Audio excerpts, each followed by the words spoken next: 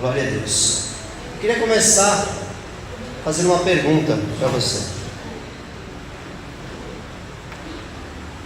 Dá para ler? Você é feliz? Por que você é feliz?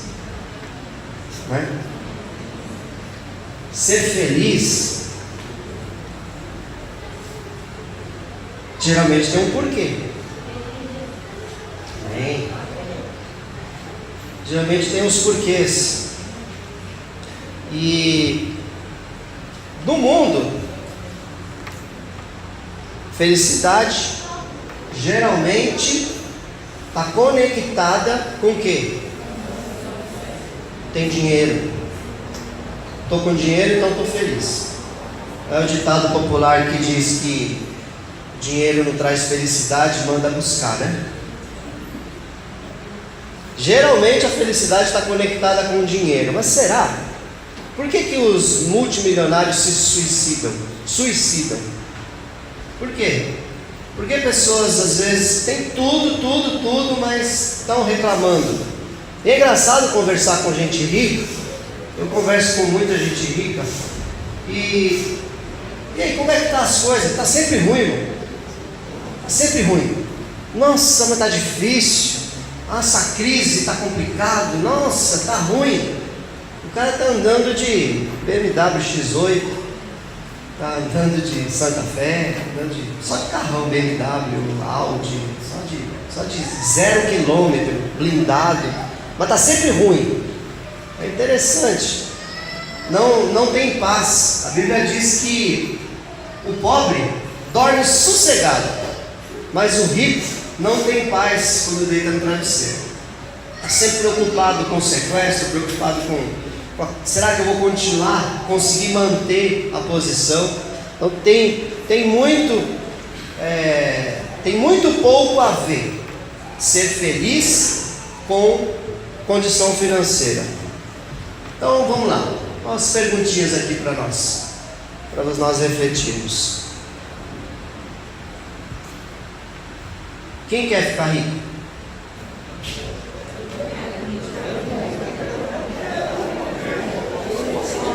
Só meia dúzia só de quem quer ficar rico. Eu acredito que se você não quer ficar rico, você está equivocado. Porque o amor ao dinheiro é a raiz de todos os males. Mas o dinheiro é bom. Ele serve para muitas coisas boas, para a gente fazer muita coisa boa. Então, agora, tudo bem, falando que ficar rico às vezes só se associa com dinheiro, né? Mas o que é ser rico para você? O que é ser rico para você? Tem gente que tem pouco dinheiro, mas é rico, muito feliz, muito rico mesmo, e não tem aquela abastança. Riqueza cai do céu. Eu quero ficar rico, mas não faz nada para isso, não busca nada, não estuda, não se aprimora. Sabe o que caiu do céu, irmãos? O que caiu do céu? Quem sabe? O diabo.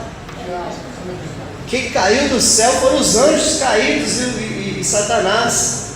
Então aquele negócio, nossa, caiu do céu, cuidado, pode ser um demônio.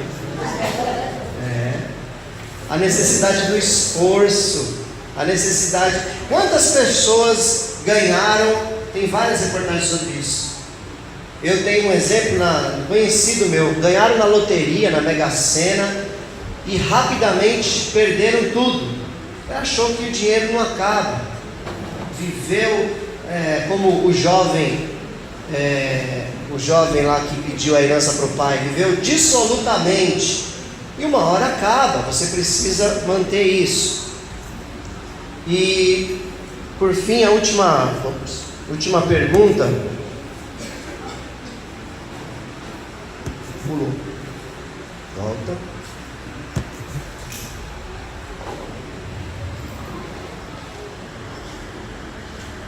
Está ali já? Quanto custa ser rico? Precisa ser colocado na balança. há um preço a se pagar por todas as conquistas que a gente almeja. Para você ser um cristão de verdade, tem um custo. A salvação, ela é de graça. Você não paga a salvação. Mas para você manter a salvação, manter-se na presença de Deus, tem um custo sim. Nós temos que pagar um preço diariamente. Nós precisamos estar negando muitas coisas que vêm para nós. Então, ser rico da mesma forma tem um custo, uma dedicação, um trabalho, um empenho. Há necessidade disso. Fique tranquilo que eu não vou falar de riqueza não, tá? O pessoal já está achando que a gente vai mudar a placa da igreja, entendeu? Comunidade Universal do Reino de Deus. Não vou mudar o nome da igreja, fica tranquilo. É só uma abertura e introdução aqui. Nós vamos falar de outro assunto que leva a isso, automaticamente leva a isso.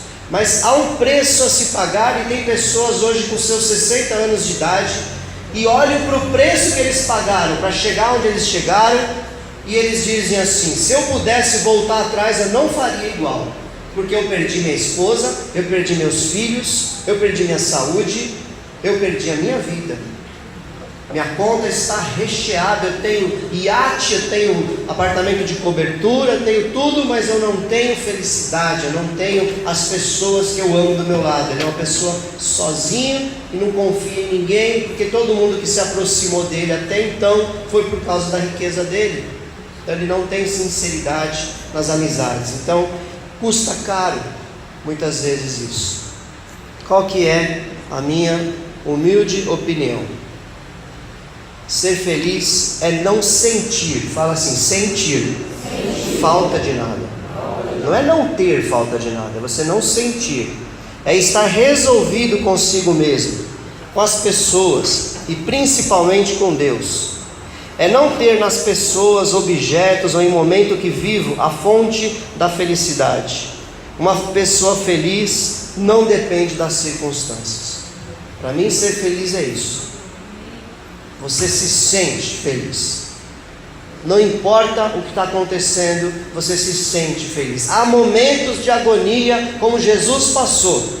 Quem é que pode dizer que Jesus não estava no momento, até a Bíblia diz isso, de profunda agonia, quando ele orava e o seu suor se transformou em gotas de sangue? Profunda agonia ele estava. Só que quando Jesus levanta daquela oração, ele levanta dali resolvido, e ele fala com seus amigos ali, fala: levantem-se e vamos, porque chegou a hora das trevas, está vindo aí aquele que me trai. Olha que calma, que tranquilidade, que vida resolvida com Deus. Ele tinha um propósito de vida, Jesus. Ele veio para aquele momento, foi duro, e a vontade dele não era ir para a cruz, porque senão ele não oraria: Pai, tira de mim esse cálice se for possível. Tem outro jeito, Senhor? Será que tem como a gente salvar a humanidade que nós tanto amamos de outra forma?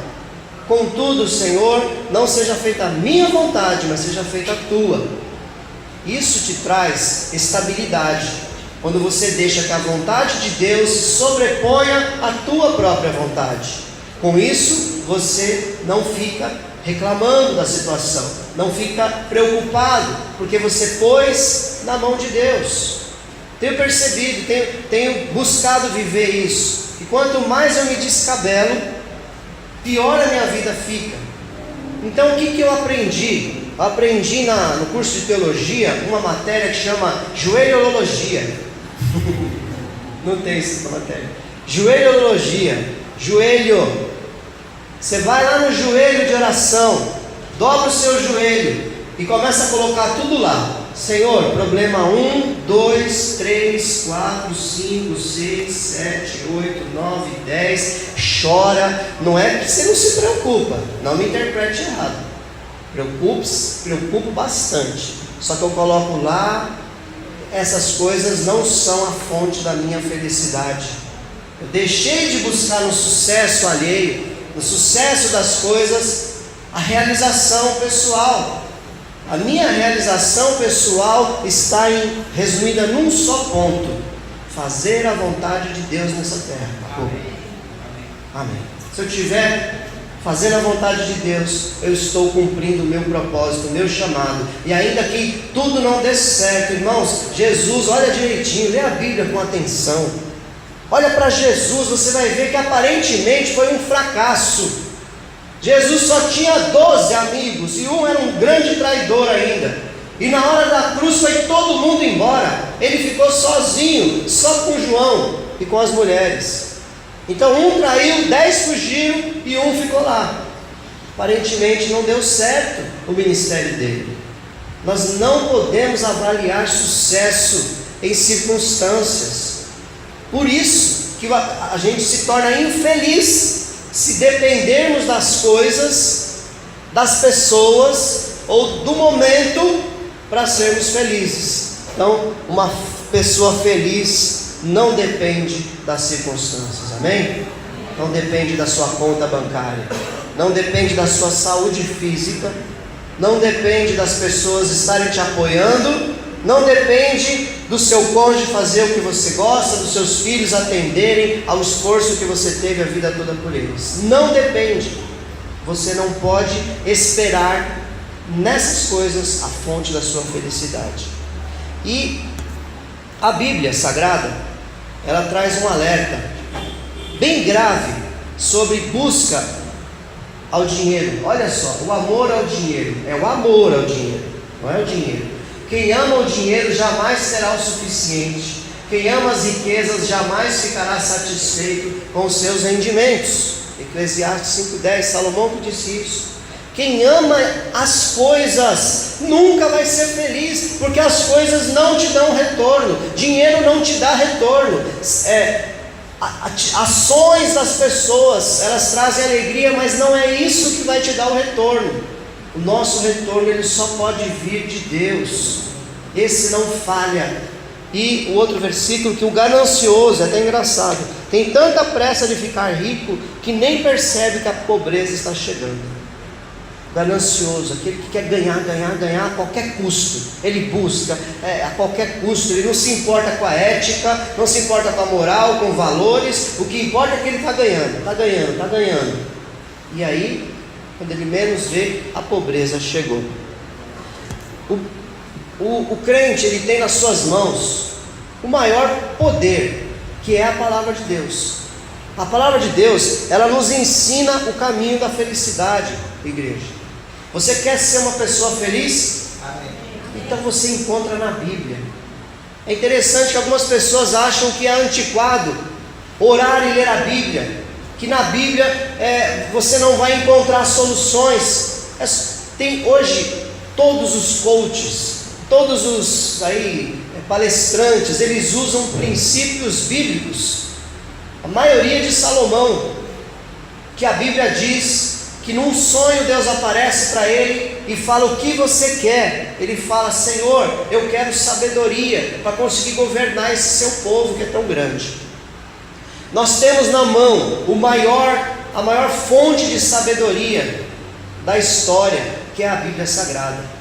Se você ler a Bíblia com atenção, praticando, olhando para ela como um espelho, você vai encontrar o caminho. A Bíblia ensina o caminho da felicidade. Salomão foi o homem mais sábio e rico da terra e nos deixou diversos ensinamentos. Salomão, ele não tem ninguém, foi Deus que disse isso, por isso que eu posso afirmar, ninguém foi tão rico quanto ele, nem nunca será tão rico quanto ele, e ninguém foi e nem nunca será tão sábio quanto ele. Foi Deus que disse. Salomão, depois de você e nem antes de você, houve ou haverá alguém tão rico e tão sábio quanto você. Eu vou te dar sabedoria divina, porque a sabedoria humana, diz a palavra de Deus, que ela é carnal e é diabólica. A sabedoria humana, ela geralmente leva para o egoísmo, ela leva para a autopromoção, ela leva para a pessoa, é sempre pessoal. Quando você vê alguém fazendo algo altruísta, alguma coisa, isso não é humano, isso é divino, isso vem de Deus, porque o ser humano em si, ele é mau. A essência do ser humano é podre. O ser humano não tem o que dar, a não ser se veio da porção divina para si. E aí ele consegue dar algo que seja de Deus. Vamos ouvir algumas coisas de Salomão então. Para nós termos uma vida organizada, para você ter uma vida coerente, consistente, tem alguns princípios que eu quero passar hoje aqui para nós, que foram escritos 3.000 anos, mais ou menos 3.000 anos atrás.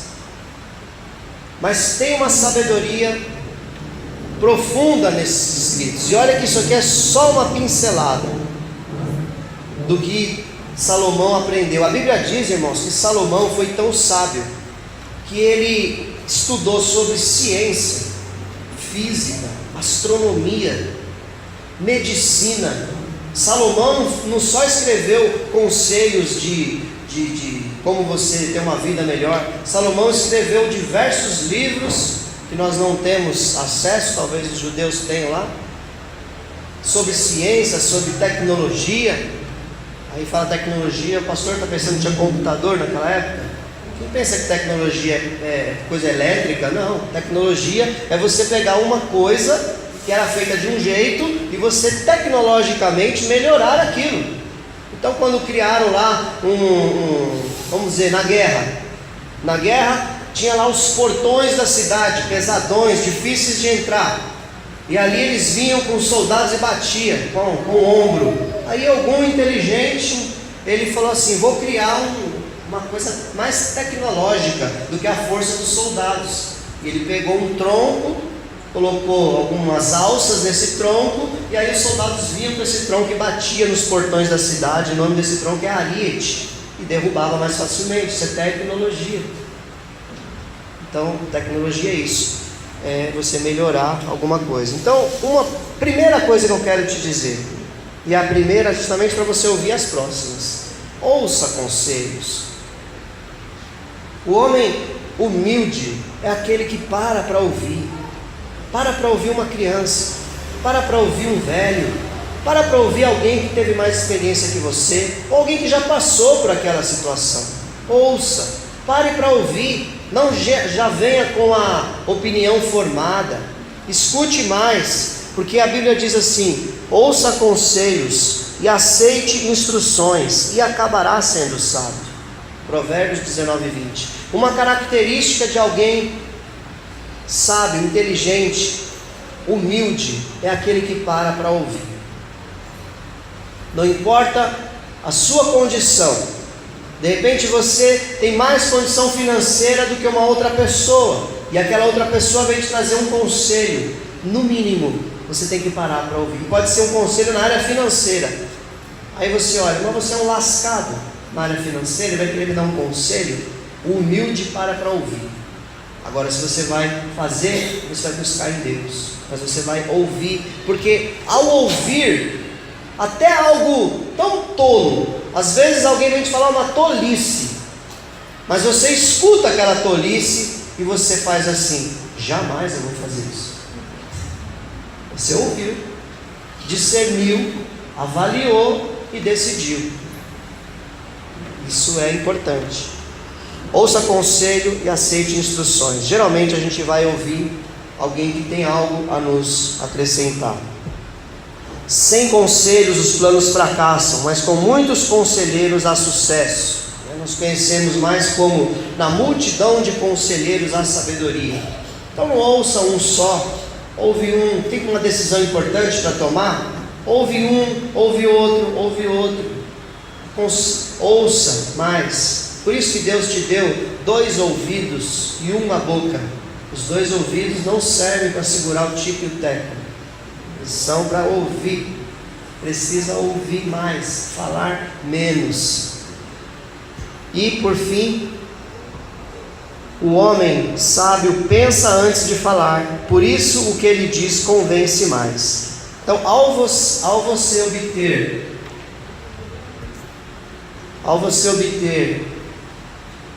sabedoria, você se torna uma pessoa que fala melhor também.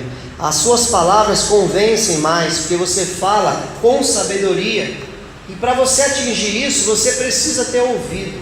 Você precisou passar por um período de treinamento. Você precisa continuamente estar ouvindo. Eu vi uma vez recentemente um pregador jovem. Ele estava ensinando a respeito de modelo de igreja. E na primeira fileira daquele congresso estava o líder das Assembleias de Deus lá, velhinho já, com papel e uma caneta, anotando. Uma igreja de mais de 100 anos de idade. E ele ali anotando as instruções que aquele jovem estava dando a respeito de como fazer a igreja. Isso é humildade. Ele não foi assim com aquela arrogância, dizendo: quem é esse fedelho, esse jovem que não sabe de nada? Eu que passei, eu que fui lá para o Amazonas, que amassei barro, eu que fiz isso, eu que fiz aquilo. Quem é esse aí para falar? Nós precisamos ser mais humildes, descer mais. Outra coisa, tem também o não ouça conselhos. A Bíblia também nos ensina, olha só, esse versículo: não se associe com quem vive de mau humor, nem ande em companhia de quem facilmente se ira. Do contrário, você acabará imitando essa conduta e cairá em armadilha mortal. Não pode divorciar, tá, irmãos? Não vale, isso aí não vale. Aí se o cônjuge é assim, vai orar. Já casou, não tem mais jeito, né? Não se associe com quem vive de mau humor. Uma pessoa que reclama de tudo, está sempre de mal com a vida, acorda já chutando tudo, dorme reclamando de tudo. Sai fora, não escute essa pessoa. Pessoa irada, facilmente se ira. Do contrário, você vai ficar assim também. E é fato, quanto mais a gente convive com uma pessoa, acontece uma coisa que na natureza chama simbiose, né? As coisas, é isso, né? Simbiose, quando os dois organismos se juntam e formam um só. Então, quando a gente convive com alguém, no trabalho tem muito isso. Eu trabalho há 16 anos no mesmo lugar. Então a gente acaba se identificando com algumas coisas e imitando algumas coisas, porque é todo dia, 8, 9 horas por dia, de segunda a sexta-feira. Então tem que tomar bastante cuidado e separar. Você está lá, mas não está junto com aquele tipo, né, na hora do almoço, do cafezinho ali, aquela pessoa só fala asneira no seu ouvido. Sai fora, porque você vai acabar ficando igual a ela. Então não ouça determinados tipos de conselhos, isso vai te trazer sabedoria também. E sabedoria não é algo que vem, como eu falei, não cai do céu. Você ser uma pessoa feliz, uma pessoa sábia, uma pessoa resolvida, você tem que pagar um preço, você precisa buscar essa sabedoria, isso é adquirido. E a primeira coisa que eu quero que você não esqueça, para você ser sábio, é esse versículo tão importante: o temor do Senhor é o princípio do conhecimento, mas os insensatos desprezam a sabedoria e a disciplina. O temor de Deus, fazer as coisas lembrando que Deus está vendo, fazer as coisas lembrando o que Jesus ensinou que era para fazer. Quando você fizer alguma coisa, passe no filtro, na peneira do Pai, do Filho e do Espírito Santo. Passe na peneira, tenha temor de Deus. Muitas pessoas, elas até acreditam em Deus. Nem todo mundo que não é da igreja é ateu. Muitos realmente creem, são poucos os ateus. Só que não temem a Deus. Acham que podem fazer o que quer da vida. Seguem o seu próprio caminho. São pessoas tolas, não são pessoas sábias. Porque o princípio, o começo de tudo da sabedoria é o temor de Deus. E sabedoria, a Bíblia diz, ela mostra a sabedoria como sendo uma pessoa. É Sofia o nome dessa pessoa. Sabedoria é algo criado por Deus, como uma pessoa. Você tem no céu o Pai, o Filho e o Espírito Santo, você tem a sabedoria. Muito provavelmente a sabedoria está em Jesus. E a Bíblia diz que tudo foi feito por Ele, e sem Ele nada do que foi feito se fez. Então Jesus é a fonte de toda a sabedoria. Então a sabedoria, ela vem de Deus, sabedoria mesmo. O resto são conhecimentos seculares que os homens adquirem, mas sabedoria mesmo só vem de Deus. Outro versículo de buscar sabedoria, conselho da sabedoria. A própria sabedoria fala: procure obter sabedoria. Use tudo o que você possui para adquirir entendimento. Olha o sacrifício aqui. Use tudo o que você possui para adquirir entendimento. Dedique alta estima à sabedoria, e ela o exaltará. Abrace-a, e ela o honrará. Todo mundo quer ser honrado. Todo mundo quer crescer. Busque sabedoria, que isso automaticamente vai vir para a tua vida. Dedique-se a isso. Leia a palavra de Deus para você ser o melhor intérprete da palavra, para você ter o maior entendimento da palavra. Se esforce, se dedique. Nesse livro você tem a fonte de toda a sabedoria. A palavra de Deus não é um livro para ser usado na igreja. A palavra de Deus é um livro para ser usado na vida. É para aplicar em todas as situações. Às vezes eu estou na famosa sinuca de bico, né? Não tem para onde sair, e eu falo: Senhor, eis-me aqui, o que eu faço? Eu não tenho sabedoria nem capacidade. Me dá alguma estratégia, algum discernimento, alguma coisa, porque Deus tem. É nele que tem toda a fonte de sabedoria. Busque, se esforce. Aí eu vou ler a palavra, eu vou orar mais. Isso traz esforço. Como é gostoso deitar na rede e botar as pernas para cima, né? Mas isso não te traz nada, te traz um descanso, mas você vai ter muito pouco a conquistar. E por fim, de que serve o dinheiro na mão do tolo, já que ele não quer obter sabedoria? É aquilo que eu falei das pessoas que ganham na loteria. E lá na minha casa uma pessoa ganhou quando era criancinha, ganhou na loteria esportiva muito dinheiro naquela época, e menos de 2 anos ele estava falido. Só que ele ficou pior do que ele estava antes, porque aí começou a voltar um monte de cheque sem fundo, e aí antes ele não tinha nada, agora ele tem menos nada. Tinha, né? Menos nada. Foi uma pena o que aconteceu com ele. Era uma família que a gente conhecia. Então, o dinheiro na mão de quem não sabe administrar. Sabedoria, ela vem para aquele que busca em Deus. Senão é só um conhecimento secular. Você precisa ter isso daqui, ó. Temor do Senhor é o princípio da sabedoria. Amém? Vamos avançar? Quarto tópico. Eu tenho falado isso muito lá para as crianças da comunidade, né? O que está falando ali? Qual a palavra? Oportunidade. Aliás, isso que eu estou trazendo para vocês é muito do que a gente traz lá para eles, de uma forma mais resumida, mas é isso daí que a gente traz lá para eles.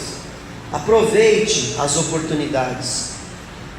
O exemplo de quem não aproveitou. Olha só o que Jesus falou: os teus inimigos não deixarão pedra sobre pedra, porque você não reconheceu a oportunidade que Deus te ofereceu. Então Jesus chora em Jerusalém, olha para toda aquela cidade e fala isso.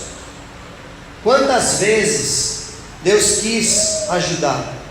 Passou por vocês a oportunidade de Jerusalém, mas vocês não abraçaram, não reconheceram a oportunidade. Em outra versão, aqui ao invés de não reconhecer a oportunidade, você vai ver assim: não reconheceram o tempo da visitação de Deus.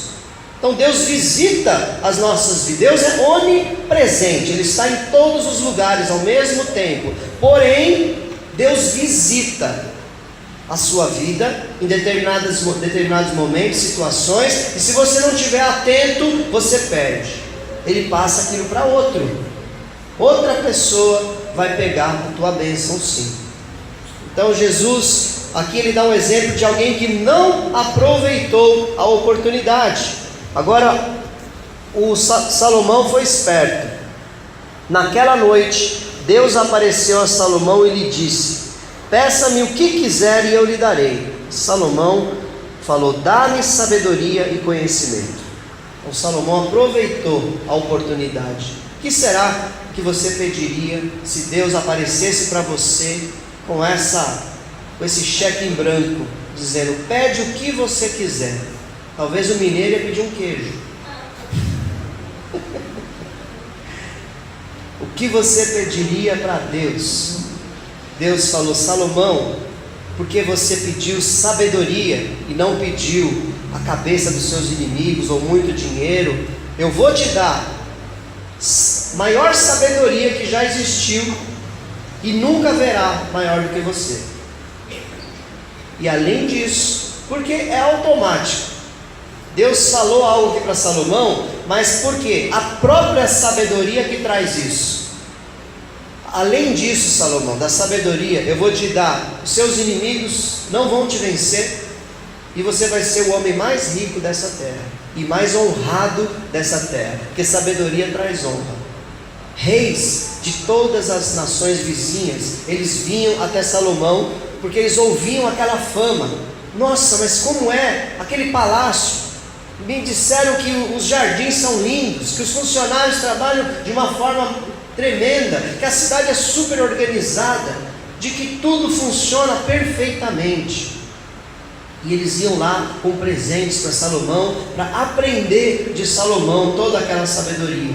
E você sabe que no tempo de Salomão foi o tempo em que Israel teve maior domínio. O seu território se expandiu, diz a Bíblia, lá do rio Eufrates até o mar Mediterrâneo e até o Egito. Foi o maior domínio que teve em todos os tempos. E se eu disser para você que não teve nenhuma guerra, nenhuma, muita diplomacia, muita sabedoria que Salomão teve para conduzir tudo aquilo sem dar não tinha tiro, né? Sem dar uma flechada. Sabedoria, ela diminui o esforço físico. Tinha umas coisas para contar, mas não dá tempo. Vamos lá. Agora, oportunidade, cuidado, não é infidelidade. Não abandone a lealdade e a fidelidade. Guarde-as sempre bem gravadas no seu coração. Provérbios 3:3. Vou contar uma coisa engraçada para vocês. Uma garotinha muito esperta, na hora de fazer a prova, a gente ensinando a respeito de oportunidade. Toda semana falando de oportunidade. Aí teve uma provinha lá. Ela está fazendo a provinha e está olhando o gabarito que estava do lado, né? Cadê a Regina? Aí, menina, você não, vou falar o nome dela, você não pode olhar. Ela, eu estou aproveitando a oportunidade. Estava colando, né? Não, oportunidade não é infidelidade. Não é você passar por cima de todo mundo. Não é você querer ser o primeiro sempre. Não, é você ser fiel, sempre fiel. E Deus vai abrir as portas. Deus disse para a igreja fiel, para Filadélfia: eu conheço o teu trabalho, os teus feitos e a tua paciência, porque você foi fiel, Filadélfia. Eu abri uma porta para você que ninguém pode fechar. Então, quando há fidelidade, as oportunidades elas aparecem, e aí você aproveita a oportunidade de Deus e vai crescer. Amém? Oportunidade não é infidelidade. Uma coisa que falha muito, não é só no meio evangélico não, mas muito no meio evangélico, a perseverança. Esse homem aqui, muitos o repreendiam para que ficasse quieto, mas ele gritava ainda mais: filho de Davi, tem misericórdia de mim. É o cego de Jericó. Marcos 10:48. Quando vem uma barreira, um impedimento, alguma coisa que você não se agradou, muitas vezes você joga emprego fora, joga família fora, joga ministério fora, porque não persevera, não luta. Você tem que ter um propósito para fazer aquilo. Jesus sabia para que ele veio. Ele veio para salvar os pecadores. E no meio do caminho ele encontrou muitas barreiras, muitas. Ele poderia ter desistido. Teve uma hora que ele quase. Ele pôs a mão na cabeça, agora eu imagino eu aqui, né? Pôs a mão na cabeça, não sei se judeu põe a mão na cabeça, e falou: ô geração incrédula e perversa, até quando vos sofrerei? Ali eu imagino que Jesus já estava quase botando um balde assim para dar um chute. Mas não. No próximo versículo você veja Jesus voltando para si e continuando as instruções aos seus discípulos. Então, descubra o seu propósito de vida, o seu chamado, e vá à frente. Seja perseverante, mesmo que todo mundo for contra você, mesmo que as circunstâncias sejam bem difíceis e complicadas. E eu quero dizer aqui para nós temos uma vida muito boa. Eu queria ver nós lá no ano 100 da igreja cristã, bastando apenas você se declarar cristão para você correr o risco de morrer queimado, ser lançado na arena dos leões. A nossa vida é mole, irmãos. Nós vivemos num país que o evangelho é pregado. Hoje o nosso presidente foi eleito e usando um versículo: conhecereis a verdade vos libertará. Isso nunca aconteceu no Brasil. O Brasil tem toda a liberdade para pregar o evangelho, tem toda a liberdade para você se declarar um cristão. Se você estiver orando lá no seu trabalho, no seu momento do café ou no seu momento de almoço, ninguém vai te expulsar. E se expulsar vai ser preso, porque tem lei de liberdade de culto no Brasil. Então nós estamos com uma vida flat, uma vida boa. Talvez por isso, né? Geralmente quando a vida é muito boa, a gente se torna pessoas mais mole, mais frágeis. Quem é criado na dureza ali, na dificuldade, costuma ser uma pessoa mais perseverante, mais durona. Amém, querido? Seja perseverante, seja diligente. Essa vai doer um pouquinho. Por mais que o preguiçoso deseje alguma coisa, ele não conseguirá, mas a pessoa esforçada consegue o que deseja. Provérbios 13:4. Tem que trabalhar, meu querido. Tem que trabalhar sim. Tem que trabalhar. Tem que lutar. Poxa, por que o pastor tem carro, tem moto, tem casa própria? Eu trabalho desde os 13 anos de idade. E glória a Deus que me deu saúde para trabalhar, me deu uma família, me deu, glória a Deus. Mas eu trabalho.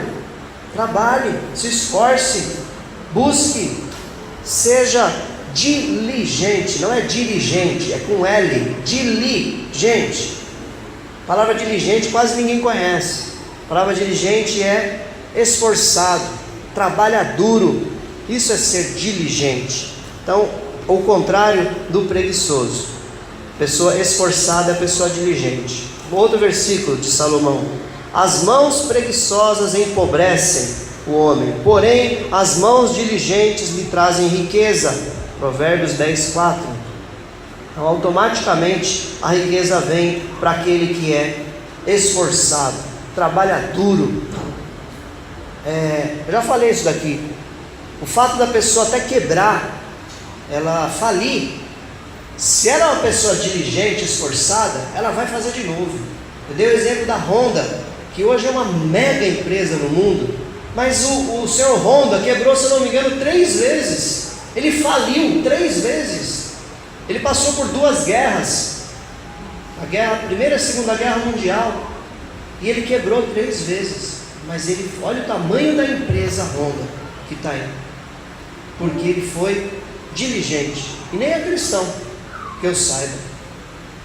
Mas tem certos princípios, irmãos. Quando é princípio bíblico, quando a pessoa pratica, não importa qual é o credo dela, ela vai colher, porque é a Bíblia que diz. O maior livro de sabedoria que existe é a Bíblia Sagrada, amém? Amém. E nela você encontra princípios eternos. E esses princípios, pode olhar para toda pessoa de sucesso, ela pratica aqueles princípios. Por isso ela é uma pessoa de sucesso. Ainda sobre diligência: as mãos diligentes governarão, mas os preguiçosos acabarão escravos. Ai, ai, ai. Provérbios 12:24. Quem relaxa em seu trabalho é irmão do que o destrói. Está fazendo hoje, irmão? Estou relaxando. Foi trabalhar não? Não, hoje não. Amanhã eu vou. Então o relaxado, né, no trabalho, aquele que relaxa em seu trabalho, que não dá duro, está até trabalhando, está ali, bateu o cartão, está ali no trabalho, mas não é dedicado, não permanece, destrói o trabalho. É incrível. Eu trabalho há muito tempo, e desde os 13 anos, 35, né? 35 anos, 2 anos numa lanchonete, 33 anos em escritório. E passou muita gente na minha história, e é nítido, você percebe a pessoa quando ela chega e ela é encostada, não cresce, daqui a pouco é demitido, primeiro corte que vem sai, quando não tem corte mesmo, já não passa nem na experiência. E o que é pior, eu vi tanto cristão dando mau exemplo dentro da empresa. Que duro isso, que triste, sendo isso aqui, ó, relaxado no seu trabalho, destruindo, aí depois fala que está na luta, pede oração para a igreja, irmãos, está uma luta, a crise está tão grande, está tão difícil, mas quando arruma um emprego, não se dedica, não se esforça. Então é falta de diligência, falta de sabedoria. O último aqui, não ame o sono, senão você acabará ficando pobre. Fique desperto e terá alimento de sobra. Provérbios 23. Quem gosta de uma caminha aí, dormir, tão gostoso dormir, né? Só que se passar da conta, você vai acabar ficando pobre. Você vai ter necessidade. É difícil. Disciplina para acordar cedo é difícil. Só que isso dá resultado. Dá resultado em todas as áreas da nossa vida. Então não ame o sono, meu querido. O sono, ele precisa suprir a sua necessidade física, só isso. Não é para você ficar na cama lá, 1h da tarde, 2h da tarde, aí acorda todo. O que eu vou fazer agora, hein? Vou dar uma cochiladinha. Estou cansado de descansar. O que a gente aprende com esse inseto aqui? Dá para ver qualquer? É gostoso ver a formiga trabalhando. Olha só o que Salomão escreve. Observe a formiga, preguiçoso, reflita nos caminhos dela e seja sábio. Ela não tem chefe, nem supervisor, nem governante, e ainda assim armazena as suas provisões. No verão e na época da colheita junta o seu alimento. Até quando você vai ficar deitado, preguiçoso? Quando se levantará de seu sono, tirando uma soneca, cochilando um pouco, cruzando um pouco os braços para descansar? A sua pobreza o surpreenderá como um assaltante, e a sua necessidade lhe sobrevirá como um homem armado. Provérbios 6:6. Planejamento e trabalho duro. É isso que eu aprendo com a formiga. A formiga planeja, e ela não tem chefe. Isso aqui é incrível. Cada formiguinha sabe o seu papel. Ela vai e faz. Ela pega a folhinha, guarda lá na toca, lá no formigueiro, bastante, come no verão, guarda um pouco, come, guarda um pouco. Quando chega o inverno, está tudo coberto, tudo seco, não dá para comer. Ela pega daquilo que ela armazenou. Então ela sabe a sua obrigação, ela planeja para o momento de crise. E eu nunca vi uma formiga deitada numa rede. Ela trabalha duro, se esforça bastante. Mas como a Bíblia é o maior livro de sabedoria que existe, ela também traz um grande alerta: cuidado com o exagero. Porque tem gente que é só trabalho, não tem tempo para a igreja, não tem tempo para a família, não tem tempo para descansar, não tem tempo para dormir, não tem tempo para o lazer. Tem que ter equilíbrio em todas as coisas. Havia um homem totalmente solitário, não tinha filho nem irmão, trabalhava sem parar, contudo seus olhos não se satisfaziam com a sua riqueza. Ele sequer perguntava: para quem estou trabalhando tanto? E por que razão deixo de me divertir?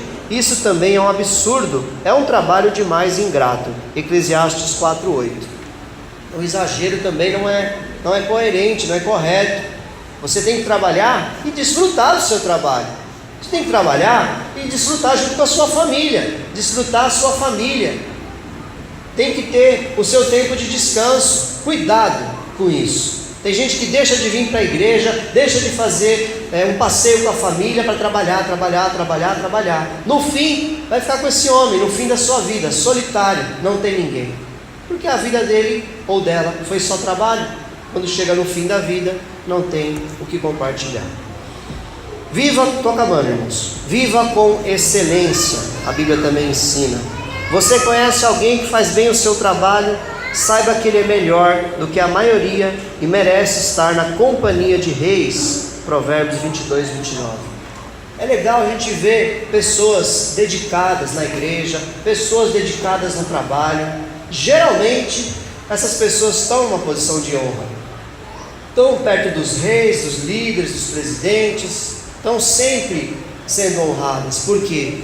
Faz bem o seu trabalho. Busca a excelência. A gente pensa que igreja, que crente tem que ser bom na igreja.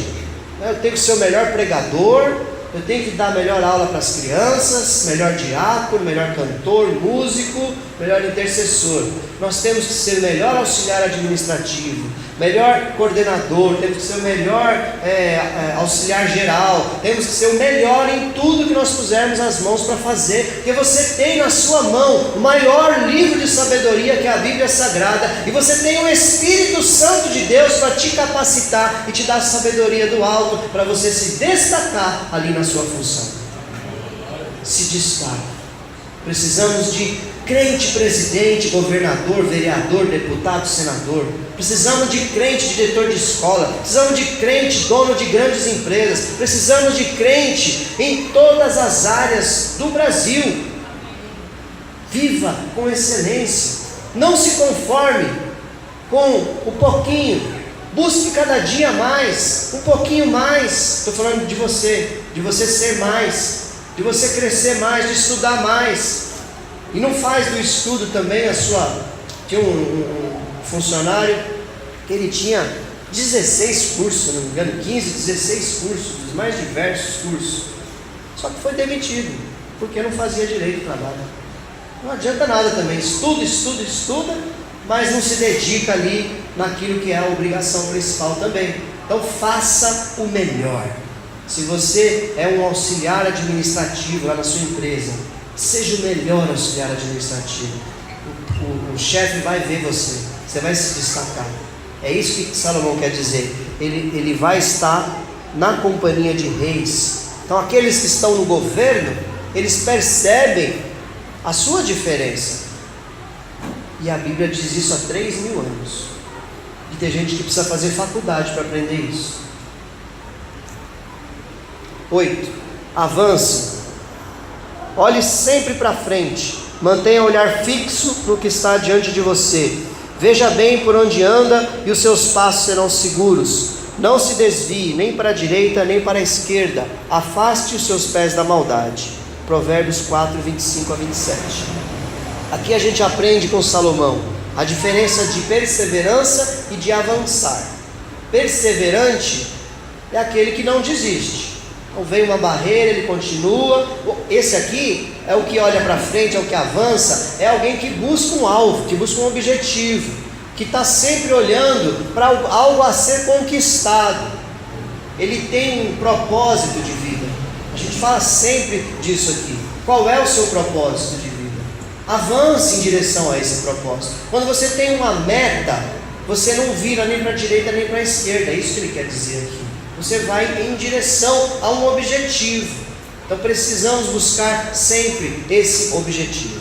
E o último, não menos importante, confie em Deus. Não digam, pois, em seu coração: a minha capacidade e a força das minhas mãos ajuntaram para mim toda essa riqueza. Mas lembre-se do Senhor, o seu Deus, pois é Ele que dá a vocês a capacidade de produzir riqueza, confirmando a aliança que jurou aos seus antepassados, conforme hoje se vê. Então cuidado, você vai conquistar buscando a sabedoria do alto.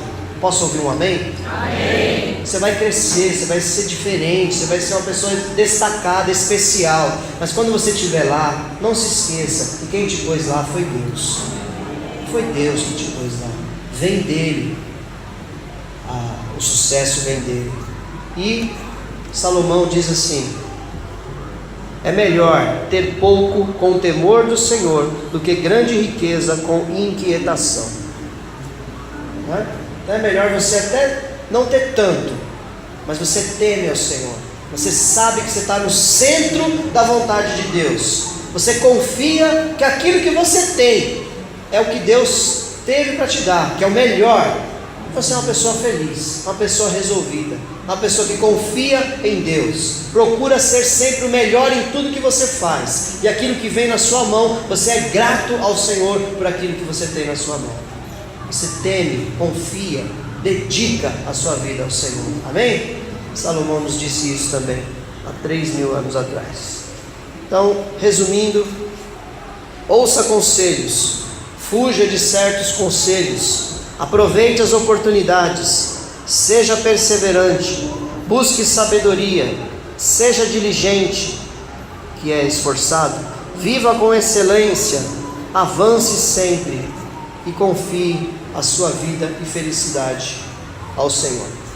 Amém, querido? Isso é apenas uma pincelada do que você tem nesse livro de sabedoria chamado Bíblia Sagrada. Perseguido por todos esses séculos, mas manteve-se aí, porque Deus nunca permitiu que esse livro fosse perdido, porque nele estão registradas as palavras de sabedoria, todas que nós precisamos para ter uma vida estável, firme, constante, em crescimento, feliz, resolvida e realizada. Amém? Busque a Deus, entregue o teu caminho ao Senhor, confie a sua vida e felicidade no Senhor, que você será realmente uma pessoa feliz e realizada. Amém? Glória a Deus. É isso, irmãos. Vamos louvar o Senhor? Pode ser 1000 graus? Pode?